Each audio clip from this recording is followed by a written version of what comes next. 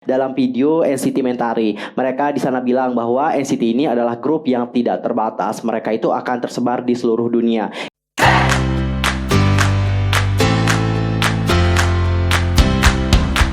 Annyeonghaseyo Cengudul, Yusro Kim Imnida, welcome back to my channel. Gimana nih kabar kalian hari ini? So fine, so good, nothing problem dong kan? Dan buat yang punya problem, keep fighting, don't give up. Nah, for this time kita akan membahas tentang update berita seputar dunia per-K-popan yang sangat sayang banget untuk kalian lewatkan. So buat kalian yang gak mau ketinggalan berita-berita terhangat seputar dunia per-K-popan, langsung aja subscribe channel aku, bunyiin loncengnya. Dan jangan lupa juga buat like and comment video ini, serta share juga nih ke teman-teman kalian yang lain. Dan boleh juga nih sosial media aku ya, di Instagram itu ada @yusrokim, di Facebook itu ada Detektif Teori, di Twitter itu ada @yusrokim2. Gamsahamnida Cengudul. Tanpa basa-basi lagi, langsung aja kita bahas beritanya bersama-sama. Nah, untuk pertama kita akan mulai dulu membahas tentang hashtag YG Take Care of Icon yang kemarin itu trending di Twitter. Sebenarnya apa sih yang terjadi? Kenapa para ikonik mentrendingkan hashtag YG Take Care of Icon? What happened? Jadi aku akan ngutip salah satu isi tweet dari Iconic, yang mana tweetnya ini berbunyikan seperti ini guys. Tagar ini menunjukkan bahwa kami tidak menuntut supaya Icon ini di-comeback-kan. Oleh karena itu, kami hanya ingin YG dapat menjaga Icon, memperlakukan mereka dengan baik, dan juga memberikan promosi yang tepat dan juga baik kepada Icon. Itu adalah isi hashtag dari YG Take Care of Icon. Hanya itu saja yang dituntut oleh para ikonik. Dan sekarang coba kita perhatikan berbagai curahan hati dari para ikonik. Icon yang membuat diriku menjadi seorang K-popers untuk pertama kalinya di Asian Games. Love Scenario, lagu Korea pertama yang aku dengar. YG Take Care of Icon. JYG, masa nggak ada keinginan buat bikin online fan meet buat Icon sih? Kasihan, mereka itu kangen fans dan fans juga kangen mereka. Kita cuma mau Icon bahagia, diperhatiin, dia sehat, jangan mentang-mentang comeback kemarin gagal. Ingat Love Scenario yang boom banget. Is it wrong if we asking for comeback too? At least we're not spamming on other artist posts. We just training hashtag. Icon can be on variety show, award show, drama, and all when they come back with new music. Jadi salah nggak sih kalau kita minta Icon itu comeback? Nggak sih, nggak salah kan? Itu emang salah satu keinginan dari penggemar gitu. Nggak salah kalau kalian menginginkan sesuatu, asalkan hal itu masih dalam hal yang baik. Next, YG tolong jaga Icon ya. Kami akan lebih bersabar untuk comeback mereka, tapi tolong beri Icon dan juga Iconic rencana ke depan. Jangan dianggurin dong. Jangan kayak habis manis sepas dibuang. Banyak yang udah sayang sama Icon. Oke, semoga dengan trainingnya hashtag ini kita melihat nanti Icon diperlakukan dengan lebih baik. Mungkin mereka akan melakukan comeback segera. I mean di tahun 2021 ya. 2021 Icon nanti akan comeback dan kita akan menantikan comeback dari Icon ke depannya. Terus support Icon ya guys. Dan langsung aja kita masuk ke berita yang kedua, yaitu tentang Red Velvet. Mana nih suaranya para Red Velvet? Yang mana Red Velvet ini dikabarkan akan segera melakukan comeback. Jadi kemarin ada yang khawatir, Kak, Red Velvet tahun depan bubar nggak? Enggak bubar dong ya. Ini mereka mau comeback, masa bubar sih? Nggak bubar dong ya. Soalnya ya jarang banget SM Entertainment itu membubarkan grup mereka meskipun udah lebih dari 7 tahun. Nanti pasti perpanjang lagi. Coba deh lihat FX sama Girls' Generation. Meskipun mungkin sekarang mereka nggak terlalu aktif, mereka kan masih gitu ya, grupnya nggak dibubarin sama SM Entertainment. Apalagi Red Velvet gitu. Oke, kita lihat seperti apa berita selengkapnya. Jadi CEO Lee Sung-soo dari SM Entertainment telah mengungkapkan bahwa Red Velvet akan segera comeback. Selain itu, Lee Sung-soo juga telah mengungkapkan nih guys, dalam konferensi ada beberapa kontroversi baru-baru ini, tetapi mereka dengan tulus meminta maaf untuk hal tersebut. Dan Red Velvet juga akan segera kembali dengan tampilan yang lebih dewasa. Mohon nantikan tunjukkan minat dan juga dukungan kalian. Wow, konsepnya akan lebih dewasa. Amazing. Kayaknya para fanboy makin senang ya dengan hal ini. Kayaknya deh senang banget. Oke, jadi dengan kabar akan Red Velvet yang comeback, banyak sekali dari netizen atau hatersnya Red Velvet ini nyinyir yang gak jelas. Coba kalian lihat nyinyiran dari netizen Korea terhadap Red Velvet. Saya tidak ingin menghabiskannya dengan Irene. Di mana permintaan maaf yang tulus? Saya merasa tidak akan ada perubahan dalam koreografi atau bagaimana. Bukankah sudah berakhir? Itu karena pola pikir ini. SM benar-benar hanya memilih tindakan yang tidak terjawab. Benar-benar luar biasa. Ini seperti agensi yang disebutkan tanpa termasuk dalam 3 agensi besar. Tidakkah kamu memikirkan tentang citra agensi? Saya harus mengatakan bahwa Irene adalah anggota yang kontroversial. Bahkan membuat member yang tidak bersalah menjadi buruk. Kecuali Irene, keempatnya sudah dewasa, hanya Irene yang belum dewasa. Oke, jadi itu adalah nyinyiran dari netizen. Dan sekarang coba kita lihat bagaimana komentar dari para Revolup menghadapi nyinyiran dari para netizen yang gak jelas ini. Let's see. Finally, Revolup penantian kita, aku gak peduli ya kontroversi Irene, yang pasti dia juga udah minta maaf gitu. Kenneth emang gitu, idol harus suci itu gak boleh buat kesalahan dah lah. Kenapa yang bukan fans yang sibuk ya berkomentar? Beli album juga enggak, streaming juga enggak, ngebacot pula. Ngatain Irene belum dewasa. Lalu apa kabar dengan Anda yang hanya bisa hate comment dan bersembunyi di balik layar handphone? Mungkin semuanya pada suci ya. Kita mah nggak tahu siapa idol yang kelakuannya minus. Cuma beruntung aja nggak ke-publish. Apa yang ada di layar belum tentu sama kayak di belakang layar. Kayaknya si Irene kudu sujud dulu ya, baru dianggap minta maaf dengan tulus. Bener ya, kan Irene kemarin udah minta maaf gitu ya secara personal melalui Instagramnya. Dan kita juga nggak tahu gitu apakah Irene di balik layar ini itu bertemu dengan si stylist atau enggak. Soalnya kalau menurut aku ya permintaan maaf itu emang gak harus dipublish gitu. Permintaan maaf cukup terjadi antara personal gitu, gak perlu dipublish, ditayangin gitu ya. Gak perlu banget menurut aku. Dan buat kalian kayaknya perlu deh mencari tahu lebih dalam tentang Irene. Coba deh kalian lihat yang terdahulu. Jadi aku kan emang sering nih nge-scroll berbagai artikel lama. Irene merupakan salah satu idol yang sering mendapatkan outfit yang kalau kita bisa bilang itu ngebuat dia gak nyaman. Mungkin di sini aku gak bisa tampilin karena mungkin agak sensitif juga gitu ya. Soalnya dia sampai pernah pas manggung maksudnya ya. Jadi pas manggung itu kayak megang-megang gitu. Ya dipegang itu supaya nggak terlalu terangkat gitu.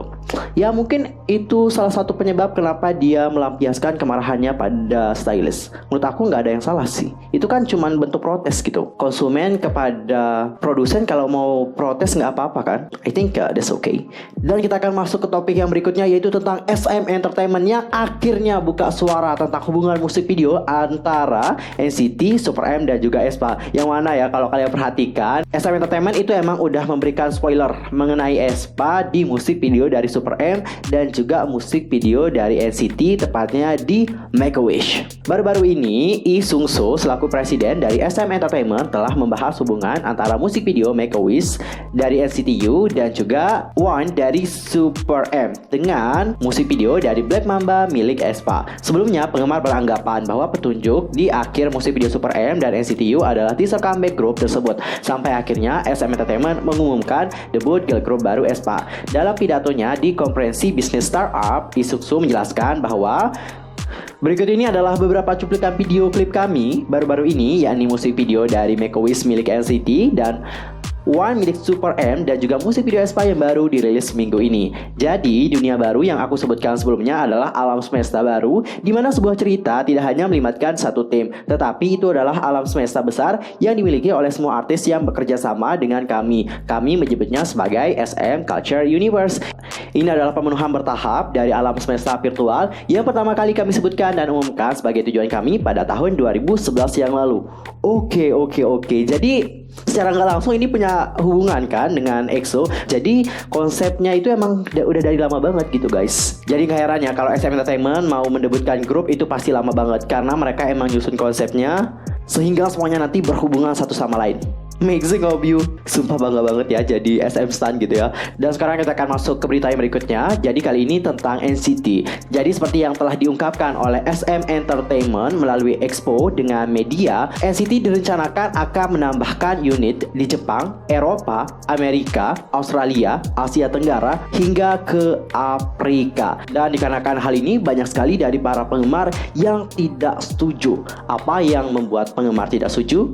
Jadi banyak dari penggemar NCT yang menentang dikarenakan mereka itu takut nih guys, hal itu akan berdampak dengan beberapa member NCT yang telah tetap. Pada tahun 2019 SM Entertainment itu telah membuat debut dengan WayV NCT unit di Cina, dan dikarenakan debutnya WayV mereka pun memindahkan WinWin yang semulanya berada di NCT 127 menuju ke WayV. Dengan perencanaan NCT unit Jepang dan US, penggemar semakin khawatir jika kejadian WinWin terulang kembali dengan Yuta, Mark, dan Johnny yang memiliki memiliki kewarganegaraan Jepang, Kanada, dan juga Chicago. Kalau kalian sendiri gimana nih guys sebagai NCTzen? Apakah kalian setuju dengan apa yang dilakukan oleh SM Entertainment, yaitu ingin menambah subunit untuk NCT lagi? Apakah kalian mendukung gerakan tersebut? Kalau kalian mendukung silahkan komen di bawah. Tapi ya perlu kalian tahu, sedari dulu SM Entertainment emang pernah mengungkapkan dalam video NCT Mentari. Mereka di sana bilang bahwa NCT ini adalah grup yang tidak terbatas. Mereka itu akan tersebar di seluruh dunia. Ini adalah rencana dari SM Entertainment sejak lama. Dan dikarenakan ketidaksetujuan kalian, bukan berarti mereka akan membatalkan proyek tersebut. Karena proyeknya ini emang udah dirancang dari lama banget. Coba deh kalian nonton NCT Mentari, terutama di Dream Lab. Di sana mereka telah menjelaskan tentang rencana dari NCT ke masa depan. Rencananya ini udah dari lama banget guys, bukan dibuat baru-baru ini, tapi emang udah dari lama banget dan udah dipersiapkan matang banget pastinya. Kalau aku sih ya tetap mendukung apapun yang dilakukan oleh SM Entertainment, asalkan hal itu baik kepada NCT dan juga member-membernya. Aku tahu bahwa SM Entertainment tahu mana yang terbaik untuk artis-artisnya. Bagaimana dengan kalian? Silahkan sampaikan pendapat kalian di kolom komentar. Dan sekarang kita akan masuk ke berita yang berikutnya. Ini tuh datanya dari ENHYPEN yang berhasil memecahkan rekor lebih dari 300.000 pre-order dan menjadi grup rookie pertama yang mencapai total tersebut.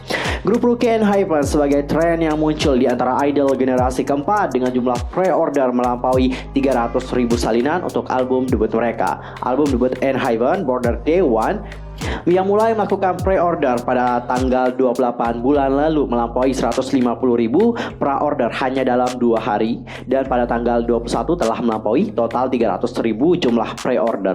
Menurut hitungan sementara, pre-order album banyak yang membeli tidak hanya di Korea tetapi juga di Jepang, Amerika Serikat, Eropa, dan Indonesia, yang menunjukkan minat yang sangat besar terhadap ENHYPEN. Angka ini dihitung sekitar 2 minggu tersisa hingga tanggal rilis, sehingga diperkirakan akan terus meningkat hingga hari debut mereka pada tanggal 30 November yang mendatang. Wow, congratulations buat ENHYPEN dan para engine atas prestasi yang sangat membanggakan dari ENHYPEN. Kita lihat dan juga nantikan ya bagaimana debut dari ENHYPEN dengan konsepnya yang pampir. Aku juga sangat menantikan debut mereka, serius. Dan sekarang kita akan masuk ke topik yang terakhir. Ini adalah salah satu topik yang lagi hangat banget diperbincangkan, yaitu tentang netizen yang menganggap bahwa Ningning dari aespa itu mirip dengan Jennie dari Blackpink. Dalam forum online The Coup, baru-baru ini seorang netizen membuat sebuah postingan dengan judul Ningning memiliki vibe yang mirip dengan Jennie, yang kemudian menuai banyak respon dari netizen lainnya. Ia juga menyertakan 2 foto yang memperlihatkan bahwa Ningning terlihat memiliki senyum dan juga pipi cabi layaknya Jennie dari Blackpink. Beberapa netizen yang menanggapi postingan tersebut tampak setuju dengan menuliskan komentar, "Sejujurnya aku memikirkan Jennie saat menyaksikan dirinya di atas panggung. Ekspresinya terlihat seperti Jennie." Habis itu ada lagi yang berkomentar bahwa dia terlihat seperti gabungan dari Jennie dan juga Choi. Namun ada pula netizen yang tampaknya tidak setuju dan tidak melihat adanya kemiripan di antara kedua idol tersebut dengan berkomentar bahwa Ningning ini terlihat seperti Choi dan dia juga cantik dan terlihat sangat segar. Kalau kalian sendiri bagaimana? Apakah kalian melihat kemiripan antara Ningning dan juga Jennie? Kalau menurut aku ya, jujur itu nggak mirip sih. Nggak mirip menurut aku. Ya lumayan lah ya, kalau diperhatikan secara sekilas mereka itu emang mirip gitu. Tapi kalau kalian perhatikan secara detail dan juga teliti, menurut aku mereka nggak terlalu mirip-mirip banget. Semua orang punya pendapat, kalian juga punya pendapat. Langsung aja sampaikan pendapat kalian di kolom komentar mengenai topik ini. Nah guys, well done untuk update berita hari ini. Aku mohon maaf banget kalau ada kesalahan baik dalam ucapan, sikap, tindakan, dan sebagainya. Cuma miane. Dan jangan lupa juga buat share video ini sebanyak-banyaknya kepada teman-teman K-popers kalian yang lain, supaya mereka tahu dengan berita yang lagi hangat di dunia per-K-popan. Kita ketemu di update berita selengkapnya. I'm Yusuf Kramit. Thanks for watching. Annyeong. 감사합니다, 친구들.